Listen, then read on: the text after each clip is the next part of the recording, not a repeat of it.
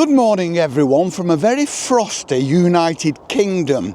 Now today's little chat is probably going to be a bit more English centric, but I'm sure that everything I talk about you will be able to identify in one way or another with your society wherever you are across the globe. Let's get straight into it. Do you remember Saturday afternoon kids? Saturday afternoon matinees at the cinema. We used to call it the Tanner Rush over here because it was cost sixpence, and sixpence in old money we used to call a tanner. And it was all the kids in the neighbourhood.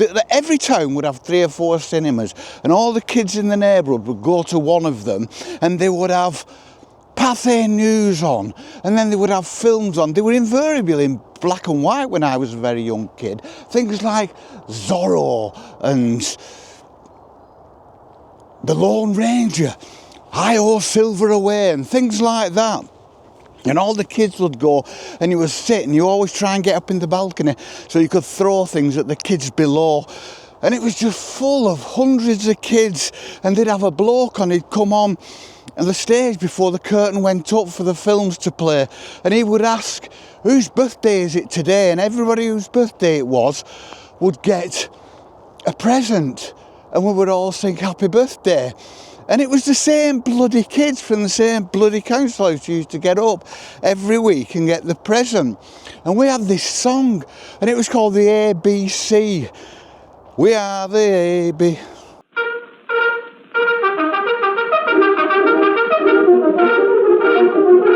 The Lone Ranger.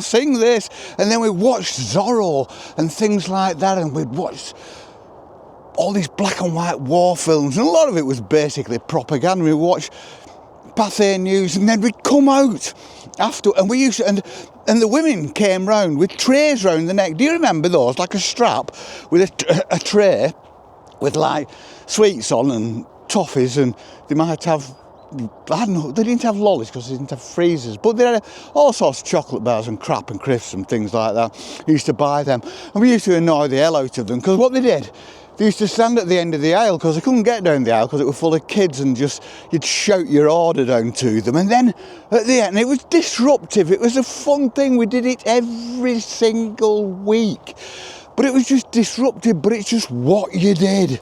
And then we'd come out into the sunlight, and you could hardly see because you'd been in a dark cinema, had you? Hundreds of kids pouring out onto the town centre streets, and then all running home pretending they were on a horse with guns, running home playing, thinking they were the Lone Ranger. It was fantastic. Corner shops. Whatever happened to corner shops? Every town, almost every area in every town, almost every street in every area in every town had a corner shop. Now, I'm not saying that corner shops have gone completely. We have corner shops, what a true, but not like they had them then. And they were run by, most were run by either Indian or Pakistani couples who were always a nice couple. They're always the same age, or they seem to be the same age, or when you were younger, or like these middle-aged couples. And we had one, and the great thing about them was, because they didn't celebrate Christmas, they were all on Christmas Day. So if you'd forgotten anything, if you'd forgotten your crackers or a cranberry sauce or anything at all, you could go down and you knew you were going to get it from the corner shop. And we had a corner shop at the top of our street, I'd got divorced and I bought another house, so I was like in my early 40s, and the corner shop was run by this Indian couple, and she used to wear the most fabulous saris. She was beautiful, but she had the thickest Lancashire accent you'd ever heard. You'd walk in and she'd go, "Morning, love." She was brilliant, and you'd go in and it was typical. It was like something off a comedy on the television, because when you went in, she'd have all 3 or 4 of her little old ladies, and they'd all be corralled into a corner with their heads together, gossiping about some other old lady who'd come in later on, and she'd get them in a corner and gossip about the ones who'd just gone out. Oh, it was fantastic.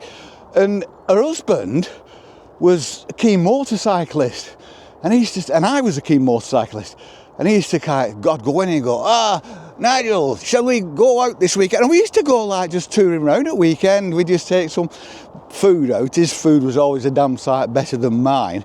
And then we'd just go cruising around beautiful countryside of Lancashire. It was fantastic. I loved it.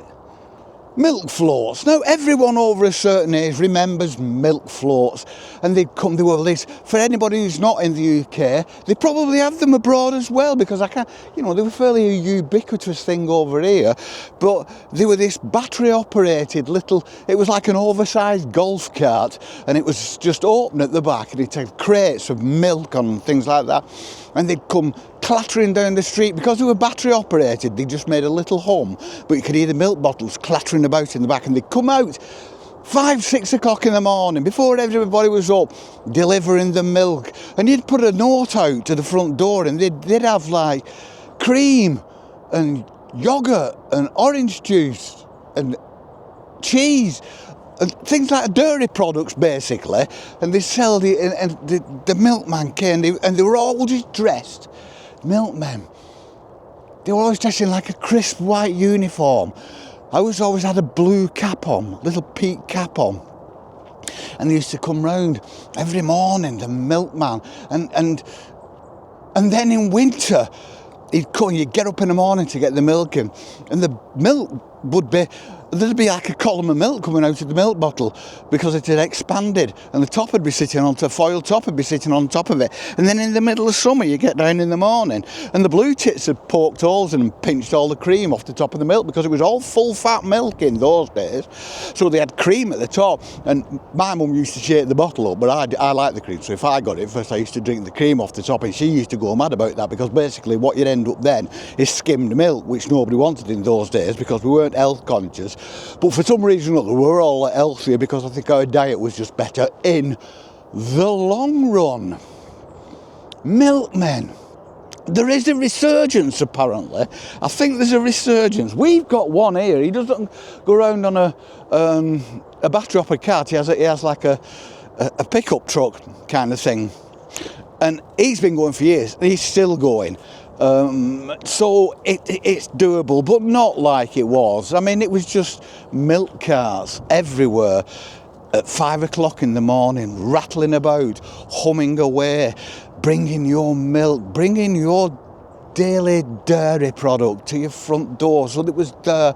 You just opened the front door and you picked it up, and it was wonderful. Rag and bone men. Who's old enough to remember rag and bone men? I know that I am, because I'm really, really, really old.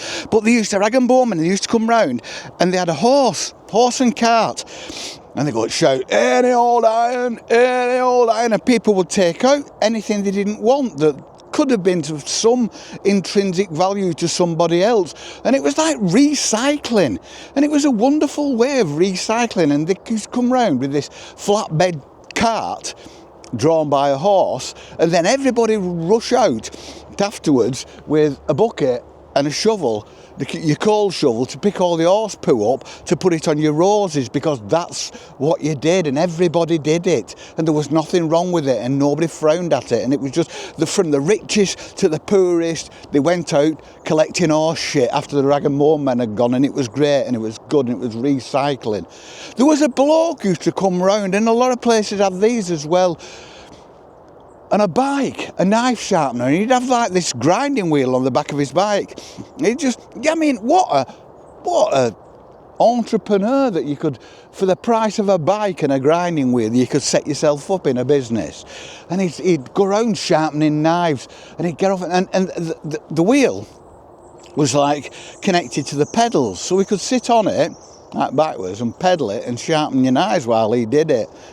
Door-to-door salesman. And those that, I know you probably still get them, we're trying to sell you bloody internet and new utility providers and things like that, but we have them, and they would come and they'd turn up with an old battered suitcase. They'd open it up and be full of knocked off goods, knocked off knives, knocked off spoons, knocked off Tito's, all little kind of trivia, not really cheap tarts, just cheap perfume and soap and just any old crap like that. And they used to, a door-to-door salesman came, and nobody kind of drove them away and said, oh my God, I don't risk, want anybody like that, he's a bit shady and he might do me harm, because it was just natural and it was part of society.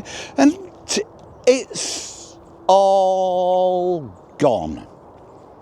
Asda, Sainsbury's, Tesco, Lidl, Aldi, they all came and set up out of town centre shops that could compete and beat the prices of the shops in the town centre. You didn't have to walk round in the poor weather to do your shopping at different places. You could buy the cheap knives, you didn't need the knife grinder. And it all went.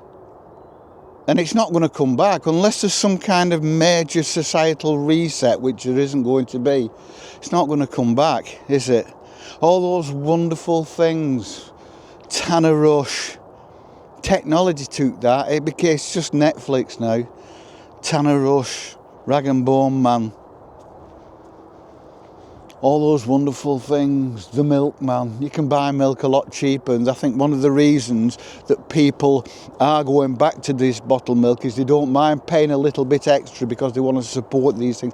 People do want, after, say, 30 or 40 years of all this convenient shopping and Amazon and things like that, people are realising that how much we've lost and how much more we can lose, and people are starting to rethink, and people are starting to turn back, and people are starting to support the local shops and the milkman and things like that. But the problem is, they cannot compete with the prices in the shops, and as our governments make the cost of living higher, with the best will in the world, people cannot afford to support these things. And it's just so sad, because I think that the public psyche, the public willingness to do this public support, because societies do support, the public does support, the public's sympathetic to things like that and enthusiastic, and they want to have. What do we do? We hark back with melancholy on days gone by, even though we're seeing them through rose-coloured glasses and they may not have been all that they were. People are looking back and thinking, hang on a minute, we've got this sterile world now, sterile world without contact, without that feeling of human contact, of basic transactions, of meeting people, of community. Because these places these were the things that tied the community together. And they're gone. No bobbies on the street anymore. They tied the community together. We all knew the bobby, we all knew the policeman. And he gives a clip round the ear if we did anything wrong, and then he'd say to us, I know your dad, and I'm going to go and tell him. And we used to bloody worry ourselves daft, and he never did, but he knew what he was doing. And then we have the ice cream man. And the ice cream man had a bike with a box on the front of his bike with ice cream in. I don't know how he cooled it. Perhaps he was just full of ice or something like that. Or perhaps it worked on a small battery run like a dynamo, run off his bike tyres. I don't know. But we had the ice cream man. He used to come down on his bike, and it's like, yeah, okay, and people, so I listen to this old boomer reminiscing about the old days. Yes, I am, and the reason I am is because I think that society needs more community. Society, when The universe exploded with the Big Bang, or they don't call it the Big Bang now, do they? It's because they don't think it exploded. It just increased and started moving outwards. And it's moving outwards, and it's still moving outwards at the same speed it did when it first kind of started. And I feel that society's like that now. It started fracturing, it started just losing its character, and it's going like that. It's on this inevitable course to the complete loss of society when you can get everything you want. You can even get AI sex now online. People aren't going to need to go out, blokes trying to tap women up in the pub on a Friday night. That's not going to happen anymore. It's all going, it's going to carry on and carry on. And I'm being scoffed at, and people say, oh, listen to this old boomer going on. What does he know? I know plenty. And I know that one day people will turn round and say, do you know, Nigel, that old boomer, you know, died years ago. Him with that little black dog. He was right, you know. He was right all the time. And we are heading towards societal collapse. And all for the sake of having a Saturday afternoon cinema for the kids, having milk floats, bobbies on the beat, and town centre shops that served the community, that knew the Christian name of the man who owned it, the woman who owned it, and their kids. And you could go in and you knew when their birthdays were, and you'd take the kids' birthday cards in because your kids went to school with their kids.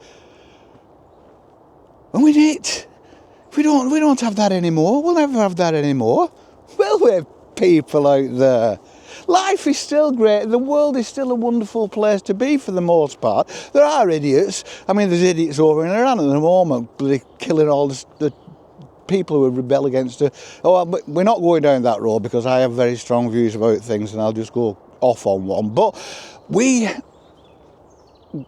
live in this fractured world, but it's fractured by the media, and it's fractured by those who wish to mould our mind and our opinions. Because I think basically the man in the street, Joe Soap, the man out here with his little black dog, everybody like that, the individual doesn't think like that. The individual harks back. The individual wants security, the security of a society that works together. People want that, but they're not being given that. And because we have so little say, we elect a government, and there are like, in this country there's like 60 million people, and there's like this handful of people, and they're just making these decisions that is ruining the country. But, and I'm not just talking about the government we've got in now, I'm talking about every government, I'm talking about governments in general, and they ruin the country, and we don't do anything about it. Do we need a revolution? And we're not going down that road either. But people want this. People want the milkman. People want the rag and bone man. People want Saturday afternoon cinema for the kids. People want community, but it's fracturing because of technology and convenience. Yes, it's more convenient to go on Amazon, and I've done it.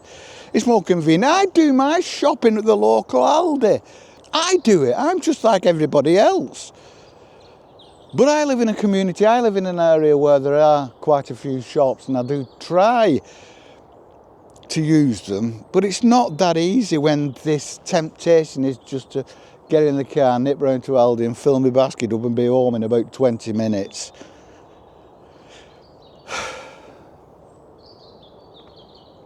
I do miss those times, and yes, it may just be an old man looking back at his life through melancholy eyes at a time that's passed and is never going to come back, and there's nothing at all wrong with that. But I do think that little changes, little losses in little things that we all did as a community does play some part in the fracturing of the West.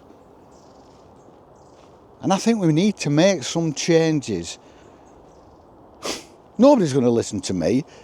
People are going to say, yeah, but technology, yeah, but this, yeah, but that, but man on the moon, da, da, da, visit Pluto, da, da. Yeah, of course, but I'm talking about a milkman. I'm talking about a bloke on a bike sharpening knives. I'm talking about one thing. I'm talking about a group of people. I'm talking about a little old couple in a corner shop smiling and chatting to the smiling and chatting. And when your kids go in for some sweeties and they've got a handful of pennies and then they say what they want, and the little old man in the corner shop knows they want more but they can't afford it, so when they're not looking he sneaks a little bit of something extra in for them. That's what I'm talking about. That would never happen now. And it's a beautiful day. The last few days when I've recorded, we've had beautiful days, and then the day after has been absolutely pouring down, as my last video testifies. But today it's beautiful. Today it's beautiful. And we have to be back by 11:30 because I've got coffee pods for my Nespresso thing coming from Amazon. What a bloody hypocrite am I? And with that, we shall see you on the flip. Peace and love. Molly's wandering off over there. She's loving it today. We'll see you.